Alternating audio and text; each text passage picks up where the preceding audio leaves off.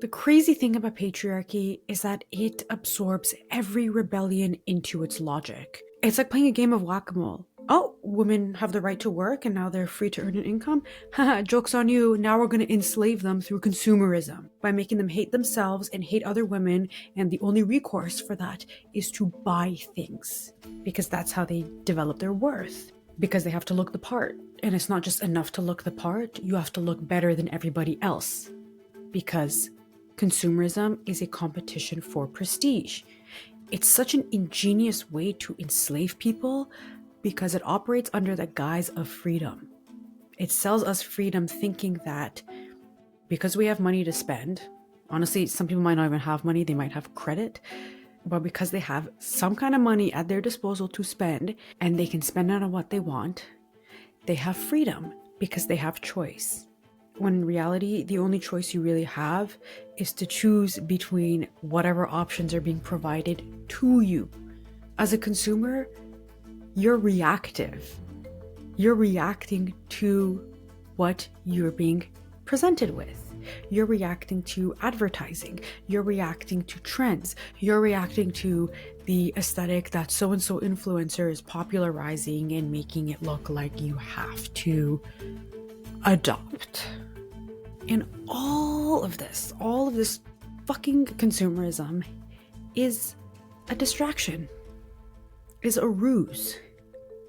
At the risk of sounding like the keynote speaker at the Wackadoodle convention, it's a way to distract women over their worth. Because it's right there in front of our eyes. It's like literally right in front of us. We are the most valuable resource there ever was. Not to say that we're some kind of commodity or something, but women are the most valuable resource there ever was. But we're put in this trance by consumerism that we aren't enough, that we don't have worth, and the only way we can build that worth is by buying it.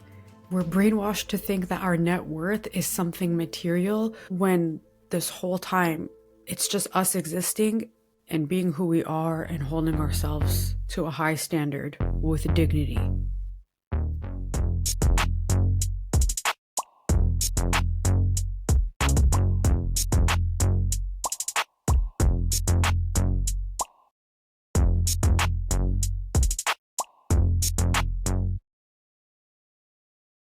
Hello baddies, welcome to part 5 of my 5-part series on the toxic relationship between patriarchy and capitalism. If you have stuck with me from the first episode of this series, you probably realized by now that this has taken many twists and turns, and we started at episode 1 with the origin of patriarchy. Then we moved on to the nuclear family. Then we moved on to men becoming obsolete. Then we moved on to consumerism as a way of enslaving women. And now we're here. So to end off this roller coaster ride, we need to talk about the patriarchy hack that is at the end of this tunnel. Is it a light at the end of the tunnel, or is there a train coming towards us? I'm here to tell you that it is a light at the end of the tunnel, okay? Because, like every episode in this series that took a twist and a turn, we're going to twist one last time, and then we're going to twerk. I'm just saying nonsense at this point. Baddies, this is my 3rd hour of recording today. I am quite unwell, to be honest. I recorded part 4, and then I was a guest on another podcast, and now we are recording this, and then after this I'm going to call it a day because I am fried. So if I start glitching, now you know why. Like I said, consumerism is a trance. We've all been put into this trance. It's like, did you watch Incredibles 2 where the villain, she puts goggles on people's eyes and that hypnotizes them and puts them in this trance and they don't realize what they're doing, so they can act based on her evil villain agenda? Consumerism operates in the same way, and we're not aware that we've had these goggles placed on our faces. We don't even know we're in a trance. A lot of women are just They just go through the motions. They just go through the trance and they buy into this because it's so ingrained in our society. And that's through no fault of our own.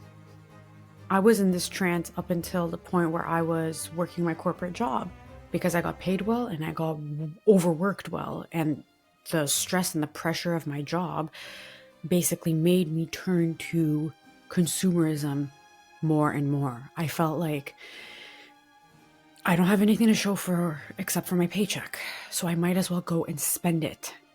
And so I was shopping all the time. I'd be in bed at like midnight, lying down with my phone in my hands, online shopping and buying clothes. And since quitting my corporate job and not being under that pressure and stress anymore, I've barely shopped. I've barely shopped. I'm not even exaggerating. And you realize that you never needed that stuff to begin with. It's mostly just a response, and in many cases, a stress response, because consumerism makes us reactive. And here's the thing. I spoke about this in episode 3 of the series, about how patriarchy, capitalism, and second wave feminism combined forces inadvertently and sort of made men obsolete. And although the patriarchy does treat men as expendable, it absorbs every rebellion into its logic and doesn't allow anybody aside from men in power to hold true institutionalized power. Because at the end of this formula, everyone submits to patriarchy. It's the final boss. Everything else, capitalism, men, all that other stuff, it's like Bowser Jr.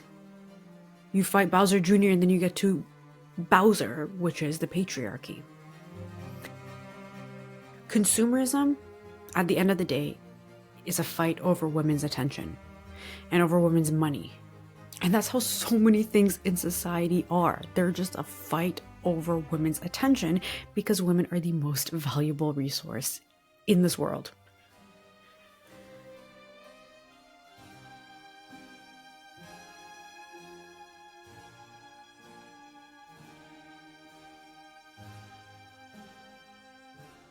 Now you might be wondering, what do I do with all this information?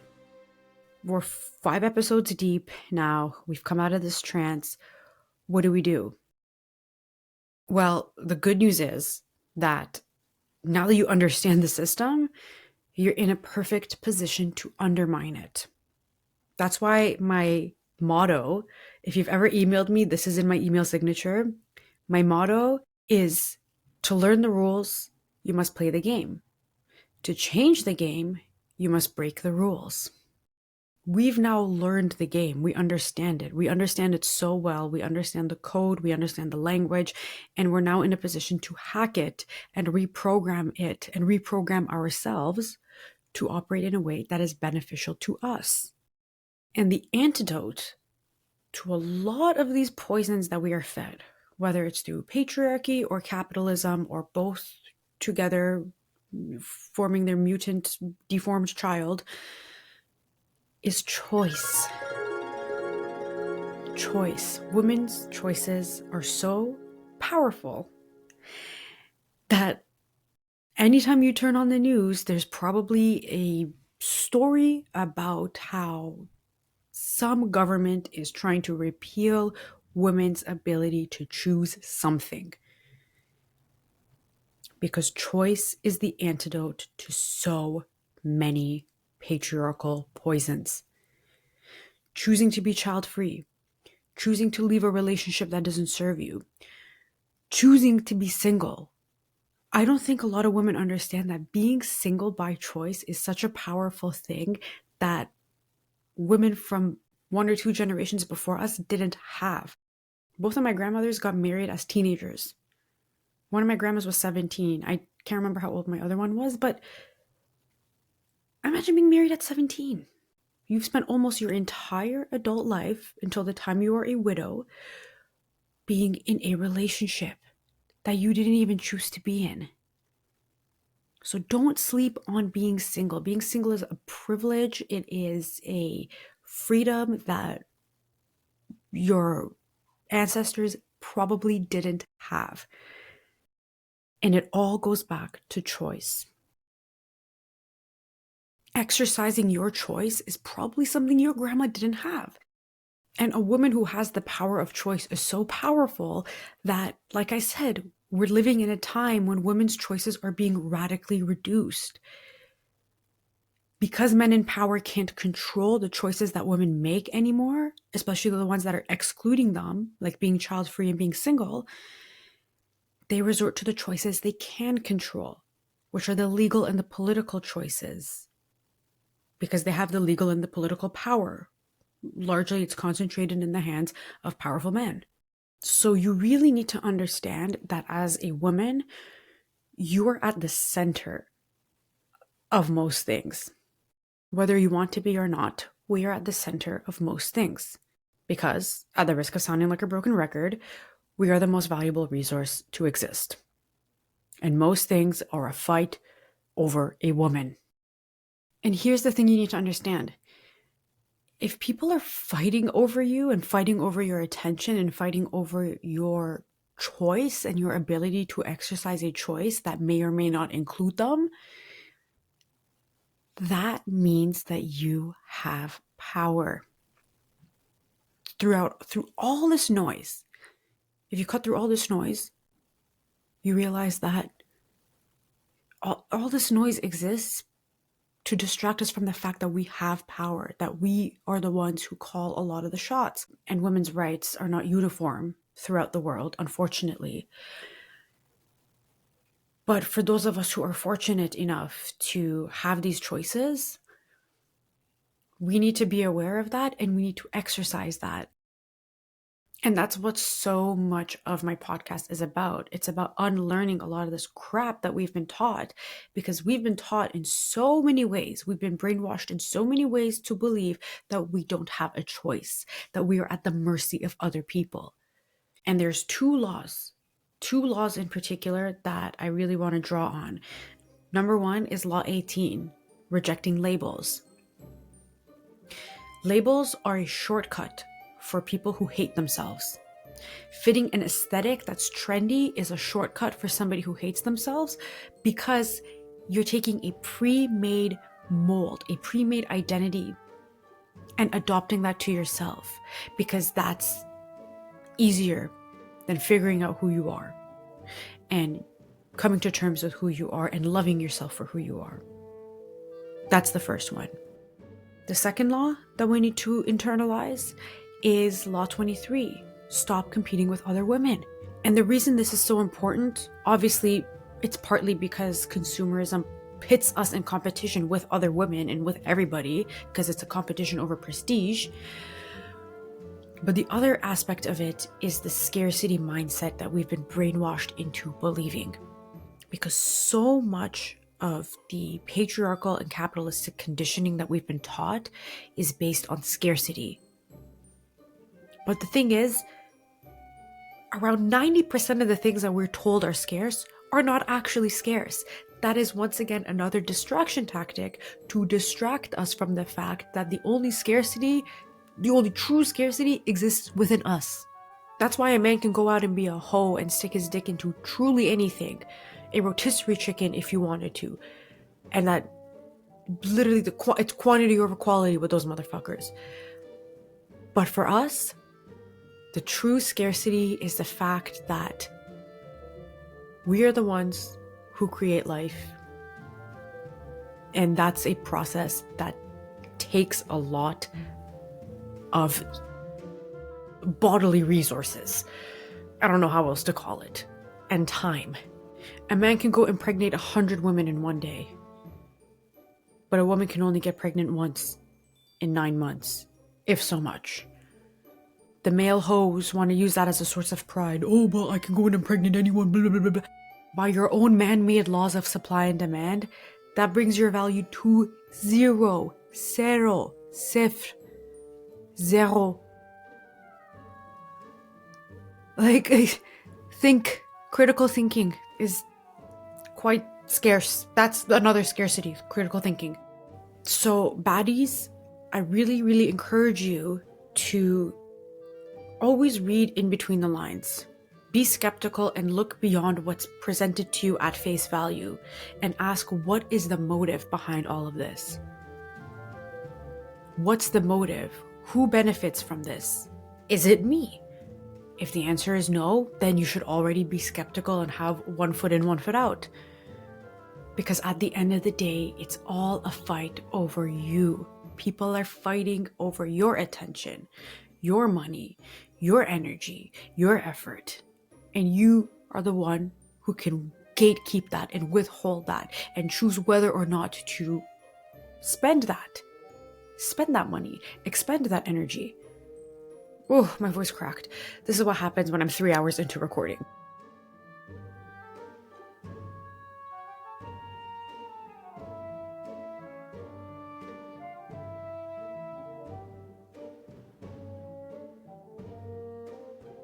So if there's one thing to take away from these 5 episodes that you've listened to over the course of this month, or maybe you're binging them at a later date, maybe over the course of this week or this day, honestly, good for you. If you're binging my stuff, shout out to you.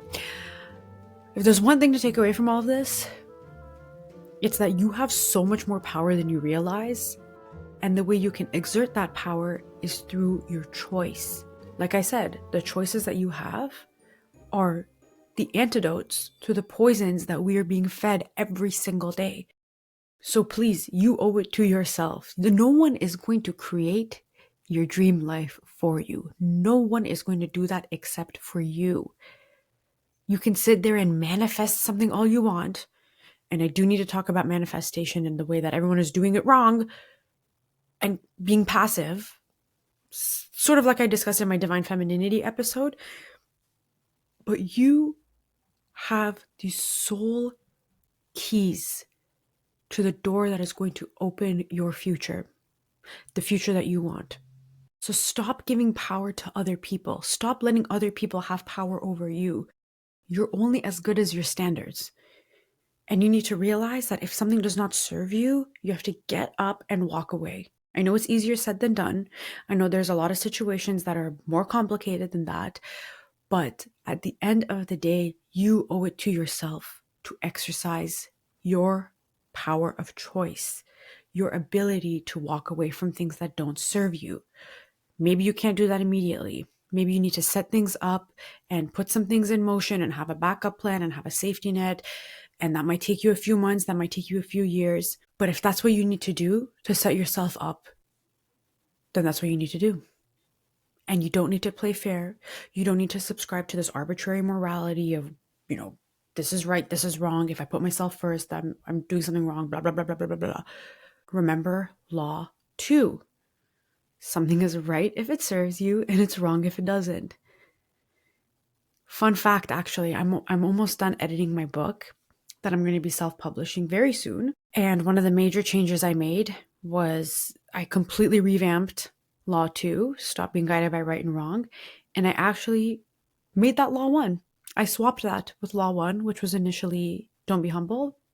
And now my first law is Stop Being Guided by Right and Wrong.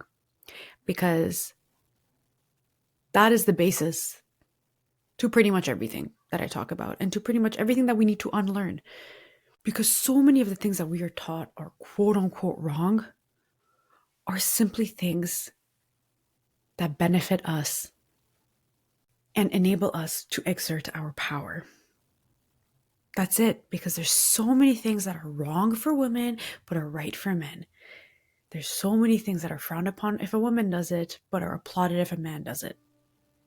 And that's called arbitrary morality. And that's, again, a distraction from the fact that we have inherent worth and power.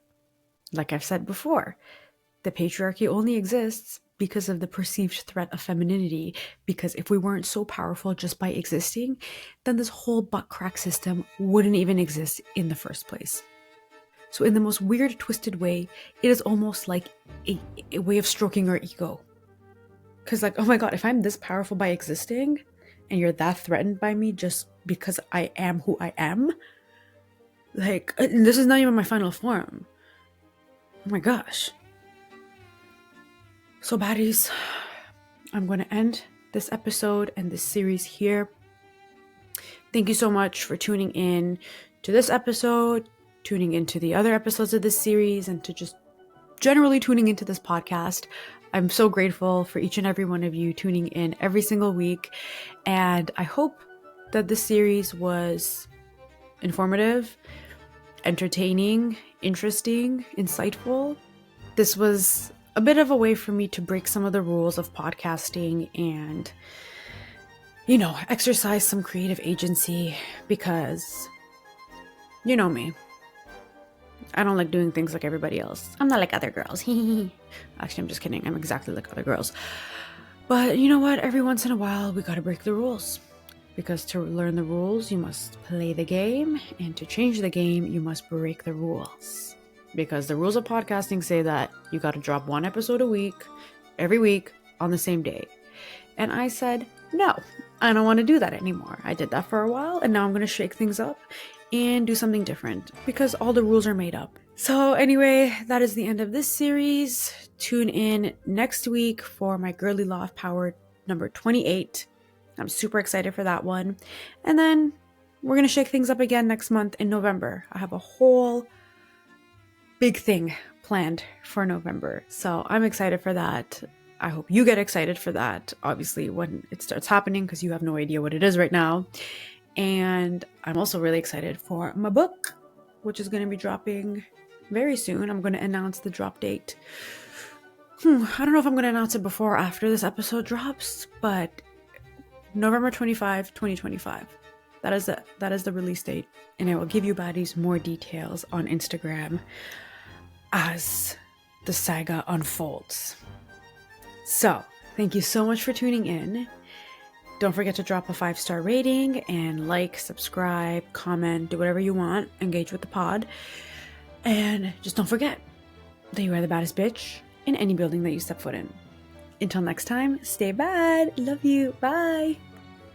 And shout out to all the baddies on Patreon. Shout out to Adriana, Mina, Gemma, Priya, Katya, Irene, Naomi, Nilufa, Adelaide, Nadia, Faith, Amy, Simran, Melinda, Sophia M, Sophia K, Jada, Yael, Amara, Kat, and Jin. Thank you all so much for your support.